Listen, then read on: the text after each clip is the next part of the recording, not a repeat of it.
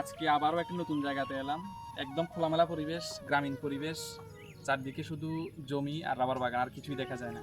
তো কোন জায়গাতে এসেছি বা কার বাড়িতে এসেছি সেটা দাদার মুখেই শুনবো। দাদার নামটা কি? আমার নাম আবুল হোসেন। আবুল হোসেন।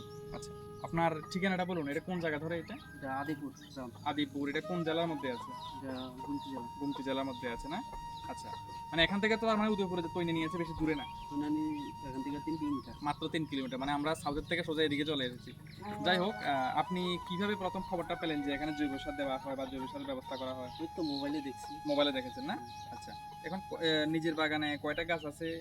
450 টাকা আছে। কত গাছের জন্য এনেছেন আপনি? 450 টাকা আছে। কিভাবে দেবেন বাগানে বা কিভাবে কি কি উপকার হয় সেটা তো বললাম। হ্যাঁ। তো আপনি যেভাবে বলেছি ওইভাবে দেওয়ার চেষ্টা করবেন।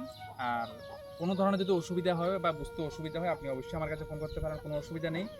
আর একটা কথা বলে দিই, আপনি এর আগে কি জৈব সার ব্যবহার করেছিলেন? না, আমি কোনো সময় সার ব্যবহার করছি না। আচ্ছা, এর আগে মানে বাগান লাগানোর পরে আর সার ব্যবহার করেননি, এইবার প্রথম? আচ্ছা, যাই হোক, এবার প্রথম বিশ্বাস করে সারটা ব্যবহার করছেন।